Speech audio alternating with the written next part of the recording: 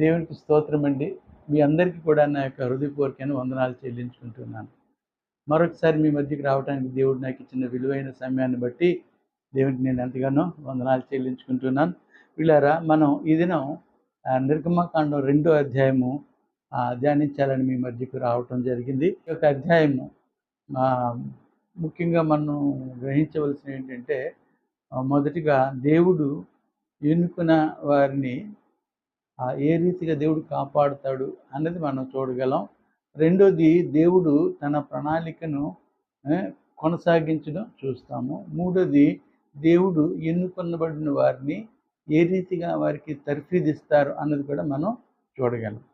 కాబట్టి ప్రియులారా, ఈ యొక్క అధ్యాయం 25 వచనాలు కలిగింది. దీన్ని 5 భాగాలుగా విభజించడం జరిగింది.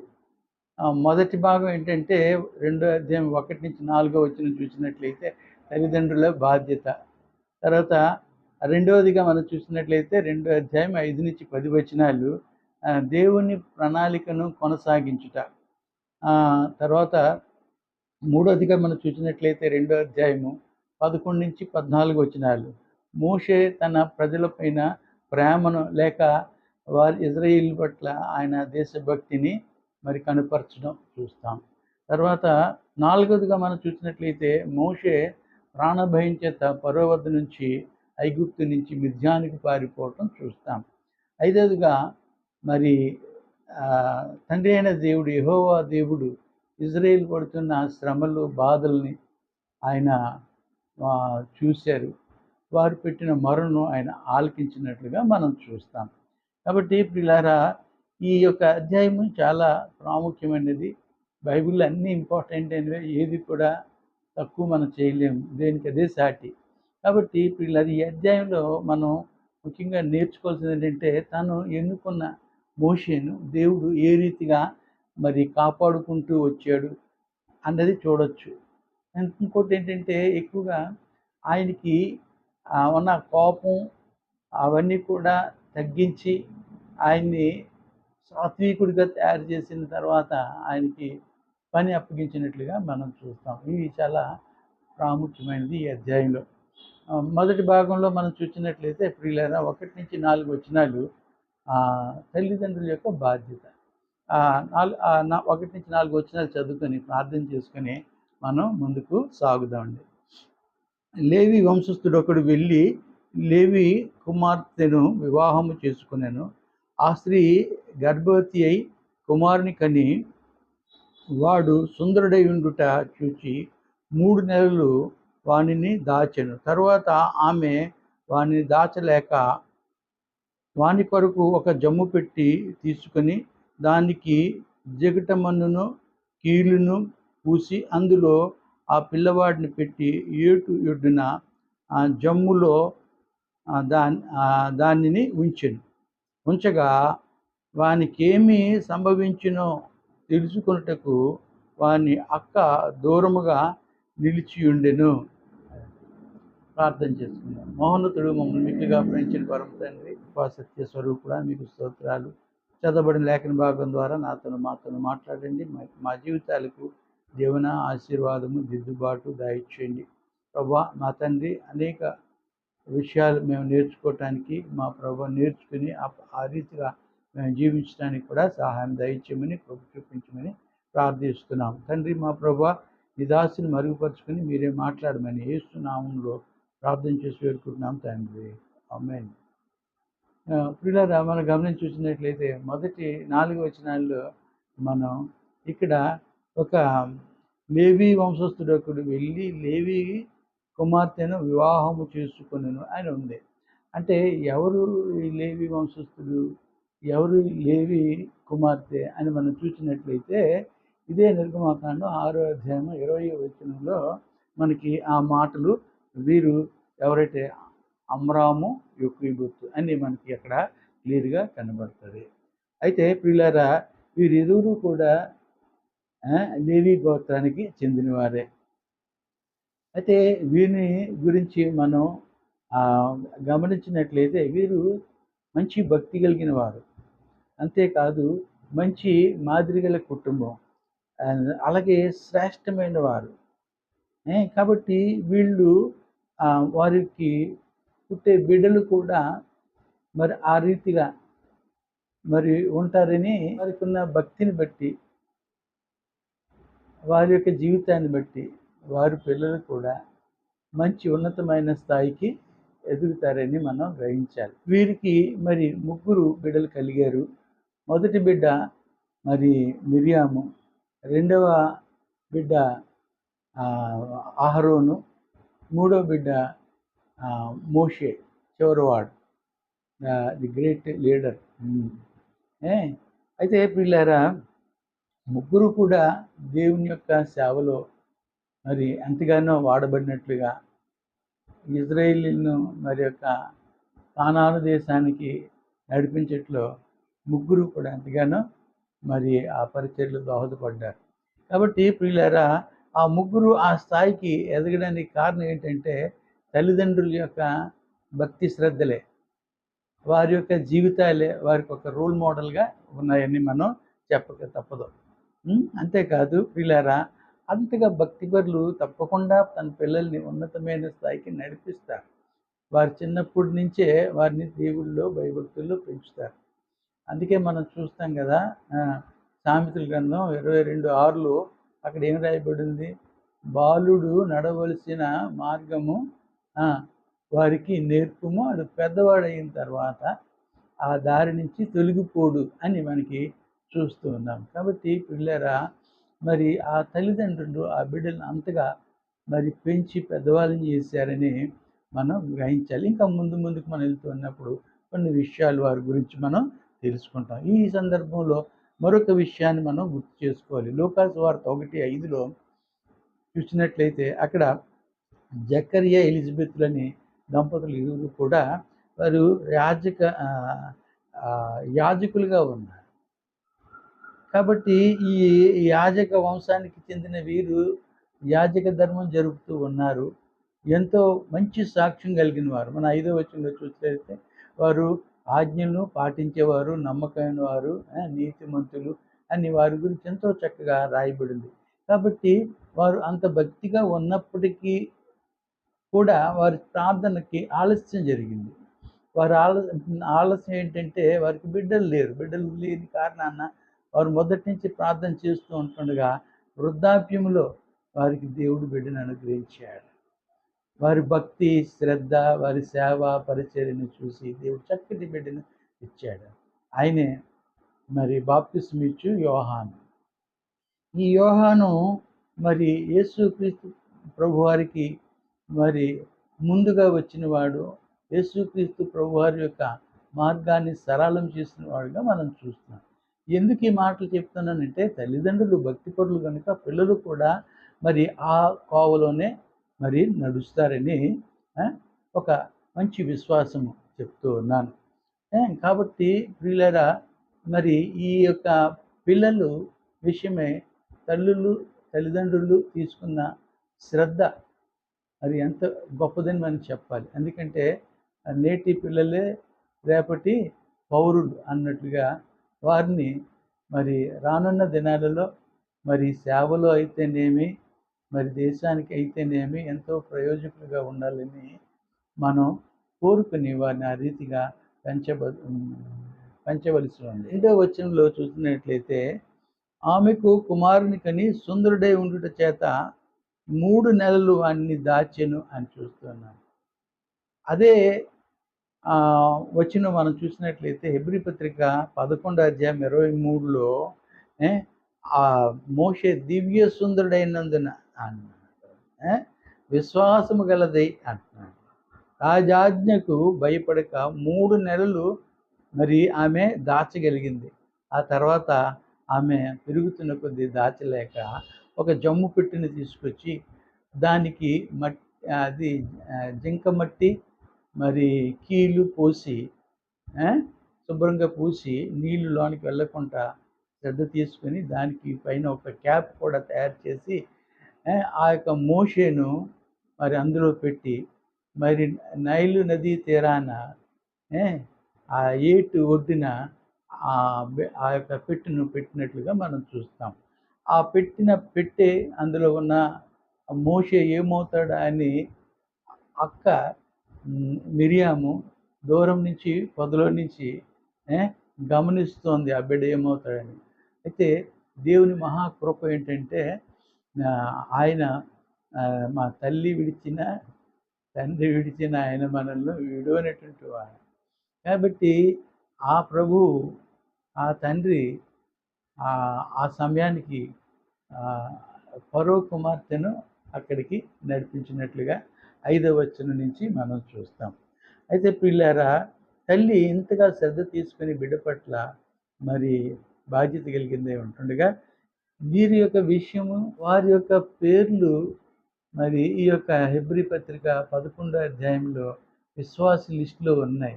కానీ అక్కడ మనం గమనించి చూసినట్లయితే లేయా పేరు కానీ, రాహేల్ పేరు కానీ, రెబ్కా పేరు కానీ అందులో లేవు.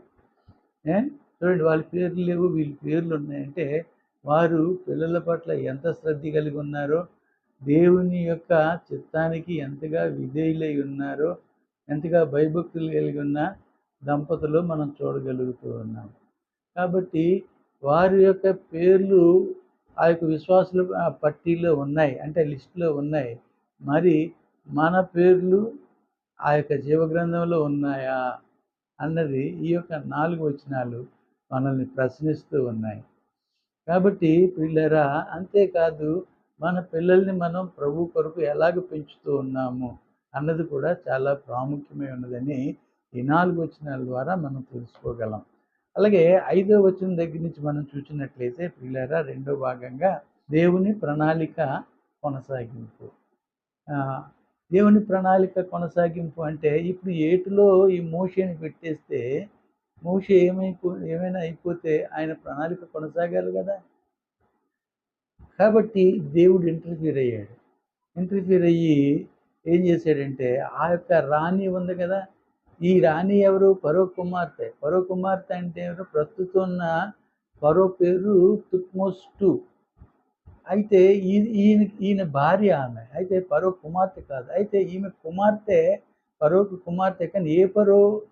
అంతకు ముందున్న రామశేషు II అన్న ఫరో యొక్క కుమార్తె. కాబట్టి ఇక్కడ వచ్చిన ఏం పెట్టాడంటే ఫరో కుమార్తె అంటే ఈమెకు పిల్లలు లేని కారణంగా ఆయన 2వ పెళ్లి చేసుకున్నాడు. ఈ 2వ పెళ్లి చేసుకోవడం వలన ఆమెకు బిడ్డలు పుట్టారు. 3వది చూడడానికి ముందు ఈ యొక్క రాజు యొక్క ఆస్థానంలో ఉన్నాడు, ఆ ప్యాలెస్లో ఉన్నాడు, చక్కగా విద్యను అభ్యసించాడు. 40 సంవత్సరాలు అక్కడ పెరిగినట్లుగా మనం చూస్తాం. అది మనం అపోస్తుల కార్యంలో మనం ఆ మాట 23వ వచనంలో చూసినట్లయితే అక్కడ అతనికి 40 ఏండ్లు నిండి వచ్చినప్పుడు ఇజ్రాయేలీన తన సహోదరులను చూడవలనన్న ఆశ పుట్టింది. అంటే ఇప్పుడు రాజు ఆస్థానంలో ఎన్నాళ్ళు గడిపాడు? 40 సంవత్సరాలు గడిపాడు. గడిపిన తర్వాత మనం 3వదిగా మనం చూసినట్లయితే 11 నుంచి 14 వచ్చినాయి. అక్కడ మోషే తన ప్రజల పట్ల దేశభక్తిని లేక వారి పట్ల ప్రేమను కనపరిచినట్లుగా 11 నుంచి 14 వచనాలు చూస్తాం. 11 నుంచి 12 వచనాల్లో చూసినట్లయితే ఆ దినములలో మోషే పెద్దవాడై తన జనుల యొద్దకు పోయి వారి భారములను చూచెను. అప్పుడు అతడు తన జనులలో ఒక హెబ్రూయుని ఒక ఐగుప్తీయుడు కొట్టగా చూచెను. ఒక హెబ్రూయుడిని ఐగుప్తీయుడు కొట్టడం చూశాడు. అది చూడడానికి వచ్చాడు. కళ్ళ ముందు పడిన ఒక దృశ్యం ఏంటంటే ఒక ఐగుప్తీయుడు హెబ్రూయుడిని కొడుతున్నాడు. అంటే హెబ్రీ దాస్యరికంలో ఉన్నారు కదా, కాబట్టి వాళ్ళు ఏమన్నా కొట్టచ్చు. ఒక స్లేవ్ అంటే దే హ్యావ్ ఫుల్ రైట్, ఏ విధంగా వారి పని చేయొచ్చు. ఆ కొడుతూ ఉన్నప్పుడు బహుశా చచ్చిపోతాడేమో అని భయం కలిగి ఆయన వెళ్ళి కాపాడడానికి ప్రయత్నం చేసి వాడిని రక్షించాడు. హెబ్రీయుడిని, ఈ ఐగుప్తుడిని కొట్టి చంపి ఇసుకలో పాతేశాడు. మళ్ళీ అటు ఇటు చూశాడు, ఎవరు లేరు కాబట్టి అలా చేశాడు. తర్వాత మరుసటి రోజు ఆయన బయలుదేరి ఆ మార్గాన్ని వెళుతూ ఉంటుండగా మరునాడు అతడు బయట నడిచి వెళుతూ ఉంటుండగా హెబ్రీయులైన మనుషులిద్దరూ కొట్లాడుచుండిరి. అప్పుడతడు అన్యాయము చేసిన వానిని చూచి, నీవేళ నీ పొరుగు వానిని కొట్టుచున్నావు అని అడిగాడు. అడిగితే వాడేం సమాధానం చెప్తున్నాడు? మా మీద ఎలాగ తీర్పని గాను తర్వాత అధికారి గాను ఎవరిని నియమించారు? ఇదిగో ఆ యొక్క ఐగుప్తుని చంపినట్లుగా నన్ను కూడా చంపాలని చూస్తున్నావా అని అడుగుతున్నాడు. ప్రియ సహోదరుడా, సహోదరి, గమనించండి. ఎవరూ చూడలేదనుకున్నాడు. పిల్లి పాలు తాగుతూ ఎవరు చూడలేదు అనుకుంటుందంట. ఆ రీతిగా ఎవరు చూడలేదు అనుకున్నాడు. వీడు అంటూ ఉండగానే ఒక్కసారి ఆయనకి ఇంత ఏమనిపించిందంటే, కళ్ళు పచ్చగా అంటుకొని ఉండొచ్చు బహుశా. ఇదేట్రా ఎలా తెలిసిపోయింది ఇది చాలా ప్రమాదమే, రేపు పొద్దున్న పరువుకి తెలిస్తే తప్పకుండా పరువు నన్ను చంపుతాడు అని భయపడిపోయాడు. కానీ ఆయన ఏ ఉద్దేశంతో వాళ్ళ దగ్గరికి వచ్చాడు? ఆయన ఏ ఉద్దేశంతో వారికి సహాయం చేశాడు? నేడైనా రేపైనా నేను ఒక అదాలో ఉన్నాను, మీరు విడిపించడానికి నేనే ఏమైనా చేయగలను అని దేవుడు నన్నే వాడుకుంటాడనే ఉద్దేశం కలిగో ఆయన ఏం చేశాడంటే ఈ సహాయం చేశాడు. కానీ ఆయన చేసింది తిరిగి ఆయనకే నెత్తి మీదకి వచ్చింది. అపోస్తలుల కార్యం 7:25 చూసినట్లయితే, నా ద్వారా దేవుడు వీరిని బానిసత్వం నుండి రక్షించుననుకొనెను అంటాడు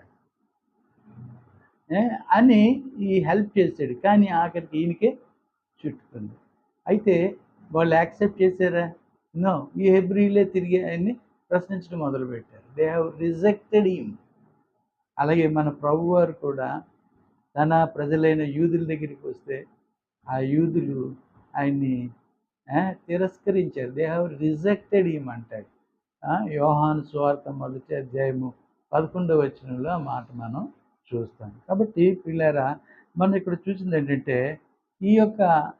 ఈ తిరుగుబాటు గుణం వీరికి ఉంది. హెబ్రీయులకి ముందు నుంచి కూడా దేవుని మీదే తిరుగుబాటు చేసేవారు. ఎప్పుడైతే ఇతడు ఇలాగన్నాడో వెంటనే మోషేకి భయం వేసింది. ఎందుకంటే ఆ సామెతల గ్రంథం మనం చూసినట్లయితే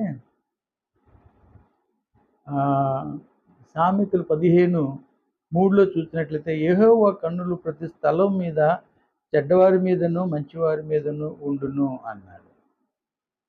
కాబట్టి దేవుడు పైనుంచి చూస్తూ ఉన్నాడు ప్రతి ఒక్కరిని కూడా. కాబట్టి ప్రియులారా, మనం ఎంత తప్పించుకోవాలన్నా తప్పించుకోలేము. అలాగే సామెతలు 28:1 చూసినట్లయితే, ఎవరు తరవకుండానే దుష్టుడు పారిపోతాడని, అంటే పాపం చేసినోడు పారిపోతాడని కదండి. అసలు నరహత్య చేయకూడదు. 10 ఆజ్ఞల్లో 5వ ఆజ్ఞ ఏంటంటే నరహత్య చేయకూడదని ఉంది. మరి ఈయన నా ద్వారా దేవుడు ఈ యొక్క హెబ్రీయులకి దాస్యత్వం నుంచి విడుదల కలుగు చేస్తాడని ఆయన అనుకుని తొందరపడ్డాడు. కాబట్టి పిల్లరా, ఇప్పుడు ఆ తొందరపాటు తనకి ఎటువంటి కాన్సిక్వెన్సెస్ ఫేస్ చేయాలో ఇప్పుడు చూస్తూ ఉన్నాడు. చూడండి, దాని తగ్గ ప్రతిఫలాన్ని మరి అనుభవిస్తూ ఉన్నాడు. కాబట్టి పిల్లరా, మనం చూసినట్లయితే వెంటనే ఆయన అక్కడి నుంచి పారిపోయి ఎక్కడికి వెళ్ళాడంటే 4వ భాగంగా మనం చూసినట్లయితే మోషే ప్రాణభయంతో ఫరోకి భయపడి ఐగుప్తిని విడిచిపెట్టి మరి వచ్చినట్లుగా మనం చూస్తాం. ప్రియులారా, హెబ్రీ పత్రిక 11:27 ఆ మాట మనం చాలా క్లియర్గా రాయబడింది. విశ్వాసముతో అదృశ్య దేవుని చూచుచున్నట్లు స్థిరబుద్ధి గలవాడే రాజాజ్ఞకు భయపడక ఐగుప్తును విడిచిపోయెను అంటున్నాడు. తల్లిదండ్రులను కూడా విడిచి ఎక్కడికి వెళ్ళిపోయాడు? మిద్యాను దేశానికి వెళ్ళిపోయాడు. అదృశ్య దేవుని అంటే ఎవరు? అదృశ్య దేవుడు క్రీస్తు అంటున్నాడు. కొలస్సీ పత్రిక 1:15 చూస్తే, ఆయన అదృశ్య దేవుని స్వరూపమే, సర్వ సృష్టికి ఆది సంభూతుడై ఉన్నాడు అంటున్నాడు. కాబట్టి ఈ అదృశ్య దేవుడు ఎవరు? యేసుక్రీస్తు. అయినా యేసుక్రీస్తుని ఎందు విశ్వాసం ఇచ్చాడు.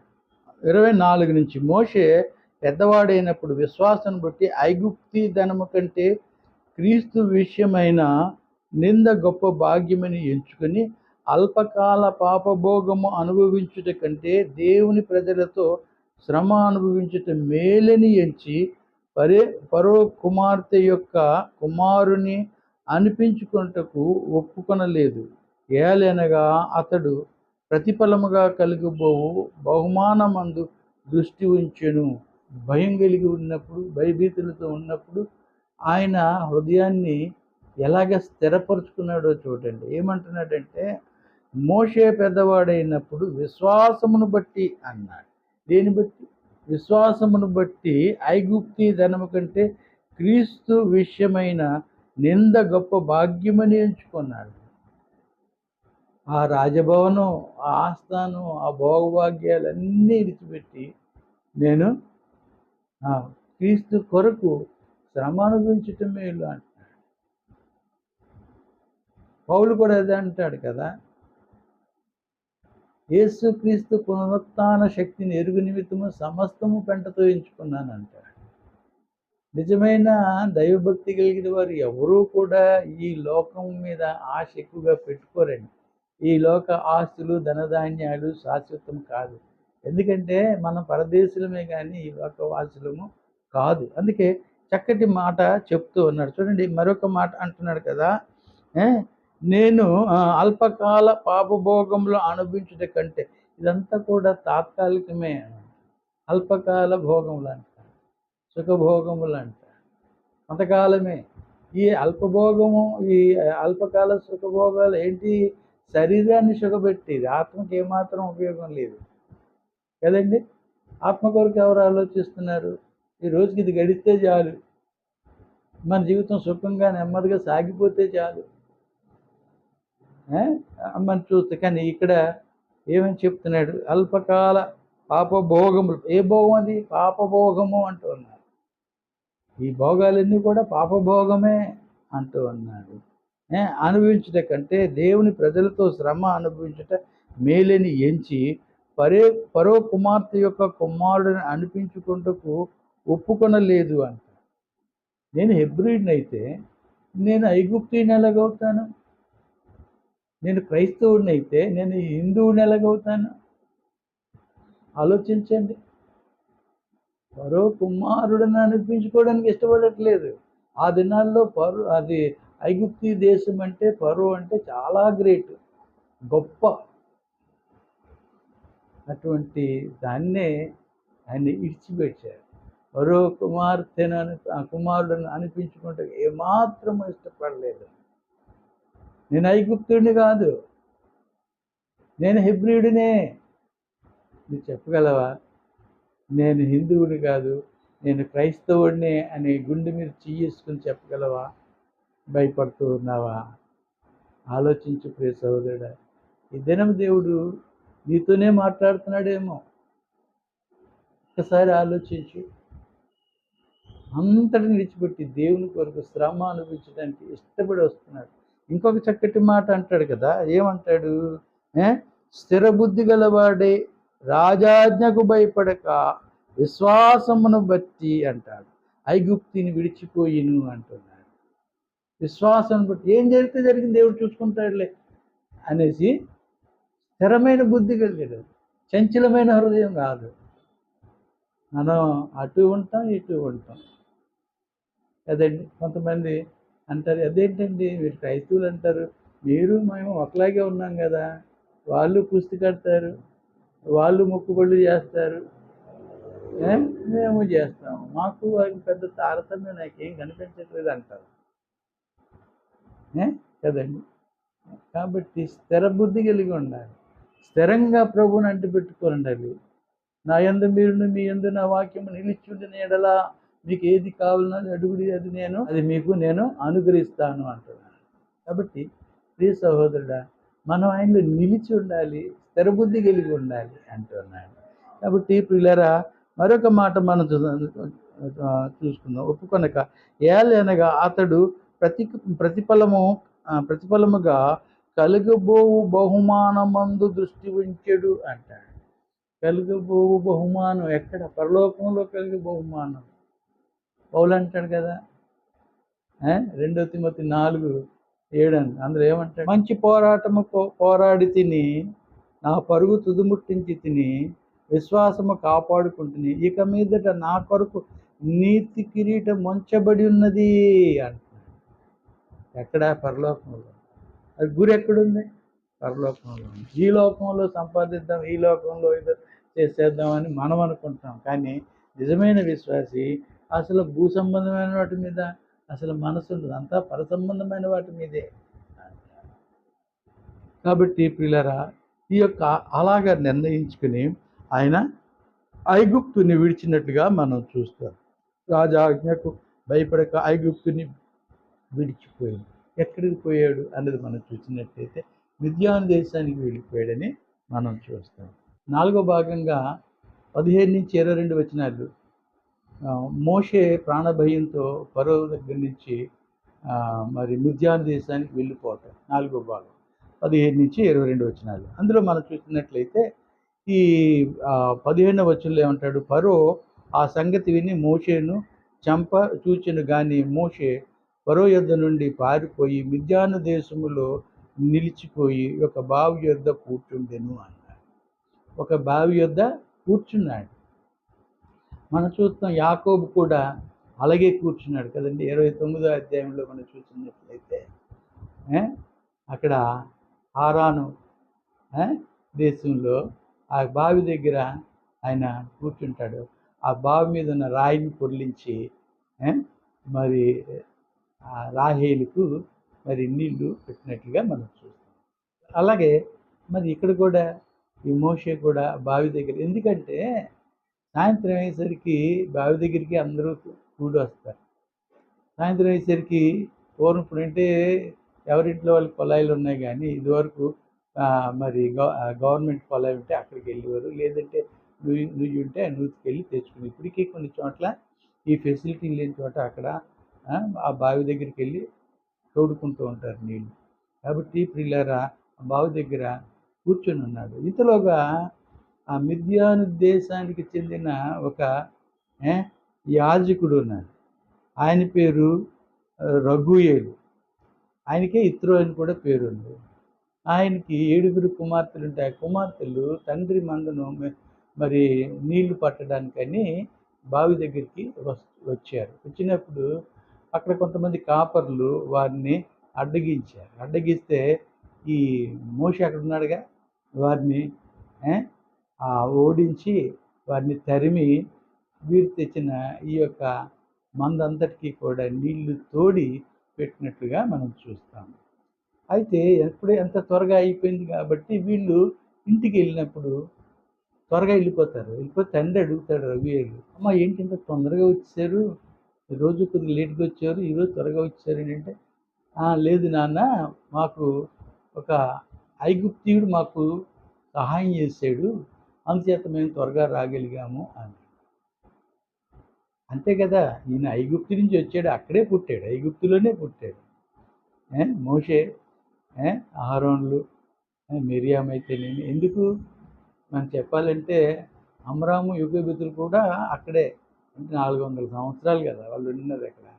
అక్కడే దాసరికంలోనే వాళ్ళు మరి పుట్టినట్లుగా మనం చరిత్రలో మరి కొన్ని రెఫరెన్సెస్ ఉన్నాయి, మనం చూడగలం. కాబట్టి పిల్లరా, ఈ ఐగుప్తీయుడు మాకు సహాయం, మరి ఏమి అతను ఇచ్చిపెట్టి వచ్చారు, ఆయన తీసుకొని రావాలి కదా అని అంటే వీళ్ళు తీసుకొచ్చిన తర్వాత అప్పుడు ఆ మాట మనం చూద్దాం. 21వ వచనంలో మోషే ఆ మనుషునితో నివసించుటకు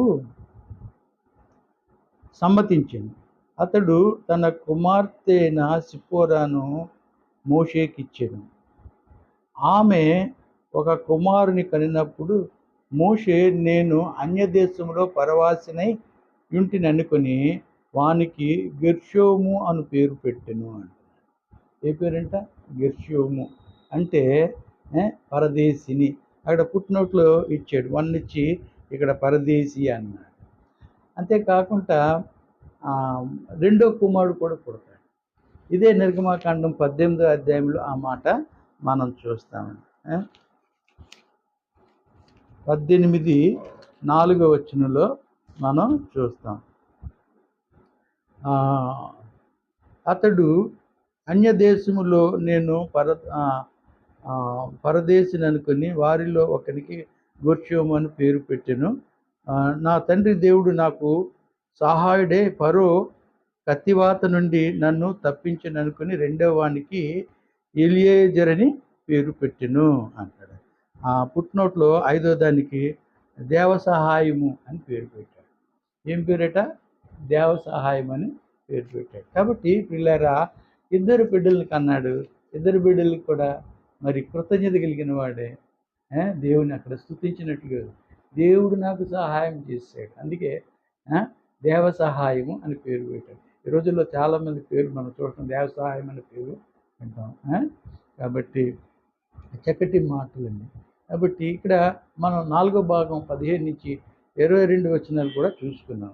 చివరిగా 5వ భాగం ఏంటంటే, అలాగున అనేక దినములు గడిచిన తర్వాత ఐగుప్తీ రాజు చనిపోయిను.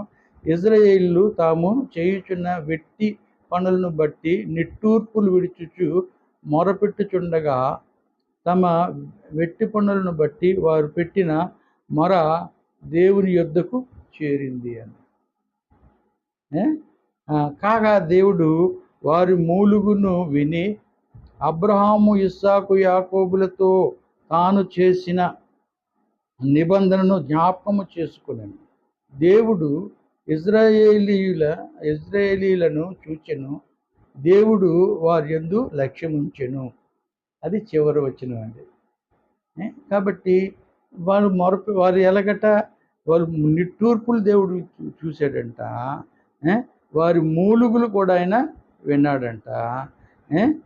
కాబట్టి ఆయన అబ్రహాము, యాకోబు, ఇస్సాకులకు ఆయన చేసిన ఆ యొక్క వాగ్దానాన్ని జ్ఞాపకం చేసుకుని ఆయన పరలోకం నుంచి దిగి భూమి మీదకి వచ్చాడు. వచ్చి ఆ భూమి మీద పొదలో మరి మోషేకు కనబడుతున్నట్లుగా మనము చూస్తాం. సీనాయి అరణ్యంలో ఆ కొండ దగ్గర అంట కదా,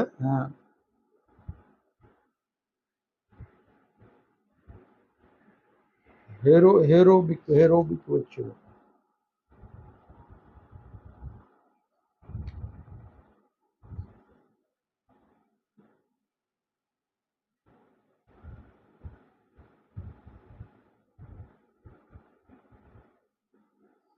కాబట్టి ప్రియులారా, మనం గమనించవలసింది ఏంటంటే, మన 7వ వచనంలో వారి మొరను దేవుడు విన్నట్లుగా చూస్తున్నాం. అది క్లియర్గా మనం 3:7లో మాట మనం వింటాం. మరియు యెహోవా ఇట్లను, నేను ఐగుప్తులోనున్న నా ప్రజల బాధను నిట్టూర్పును చూచి తిని అంట. తప్పకుండా తన ప్రజలు ఎంత బాధపడుతున్నారో, ఎంత దుఃఖపడుతూ ఉన్నారో వారి మూల్గులు దేవుడు వింటున్నాడు. తప్పకుండా ఒక దినాన్న ఆయన సరైన సహాయం మనకు అందిస్తాడు. ఆయన చేయగలిగింది ఏదో తప్పకుండా చేస్తాడు. ఆయన చెయ్యలేనిది ఏది లేదులేండి. ఆయన ఏం చెయ్యాలో అది సరి అయిన సమయానికి చేస్తాడు. అంటే he will act at right time, right place. కాబట్టి ఆయన తప్పకుండా సహాయం. అందుకే ఆయన ఆకాశం నుంచి భూమి మీదకి దిగి వచ్చి మోషేతో మాట్లాడుతూ ఉన్నాడు. కాబట్టి వారిని దేవుడు వారి మొర విని వారికి సహాయం చేయటానికి దిగి వచ్చినట్లుగా మనం 3వ అధ్యాయంలో మనం చూస్తాం. కాబట్టి పిల్లల ఇంతవరకు మరి చక్కటి వర్తమానం మనం విన్నాము. ఏ హెబ్రీలనైతే చంపాలని చూస్తున్నాడో వారిని తీసుకెళ్ళి ఫరో ఆస్థానంలో ఆయన పక్కలో పెట్టినట్లుగా మనం చూస్తాం. కాబట్టి మనల్ని ఎంత అణిచివేయాలని చూసినా ఎవరు అణిచివేయలేరు. ఇక్కడ మనం గమనించవలసింది ఏంటంటే, దేవుడు ప్రజల్ని, ఐగుప్తీయులైతేనేమి ఎవరైనా ఎంత హింసించాలని చూసినా, ఎంత అణిచివేయాలని చూసినా ప్రయత్నం చేసిన దేవుడు అంతకి నూరింతలు వారిని పైకి తీసుకొస్తాడు. నూరింతలు వారు అభివృద్ధి చెందుతారు. అంతకంటే ఇంకా ఎక్కువగా విస్తరిస్తారు. అటు జ్ఞానంలో అయితేనేమి, ఆర్థికంగా అయితేనేమి, అన్ని విషయాల్లో వారు విస్తరిస్తారు. ఎందుకంటే వారు ఆశీర్వదింపబడిన జనాంగం. కాబట్టి ప్రియ సహోదరుడా, సహోదరి, నీవు నేను దేవుణ్ణి నమ్ముకున్న మనల్ని దేవుడు ఎన్నడూ విడిచిపెట్టడు. ఎన్ని శ్రమలు వచ్చినా, ఎన్ని శోధనలు వచ్చినా, ఎన్ని ఆటంకాలు వచ్చినా మనం బాధపడొచ్చు, మూలుగొచ్చు, మొరపెట్టొచ్చు. కానీ తగిన సమయం ముందు ఆయన చేయవలసింది ఆయన చేస్తాడు. కాబట్టి ప్రియ సహోదరుడా, భయపడవలసిన పని లేదు. ఆయన ఆ యొక్క హెబ్రీయులను, ఇజ్రాయేలును రక్షించుటకు ఆకాశం నుంచి దిగి వచ్చాడు. మన కొరకు దిగిరాడా? తప్పకుండా. ఎందుకంటే ఆయన నమ్మదగిన దేవుడు, మన పక్షాన వాద్యమాడు దేవుడు కదా. అందుకే దావీదు అంటాడు, యుద్ధం యెహోవాదే, మంది కాదు, ఆయనే యుద్ధం చేస్తాడు. కాబట్టి పగ తీర్చుకుంటే ఆయన వంతు మనం కాదు కదా. మన పని ప్రార్థన చేయడమే, అంతే. ప్రార్థన చేయడము, దేవుని యొక్క కార్యం కొరకు కనిపెట్టడం, అంతే. తప్పకుండా దేవుడు చేస్తాడు. ఆయనకి తెలుసు, ఆయన చూస్తూనే ఉన్నాడు పైనుంచి. మంచి వందనాలండి. Thank you very much.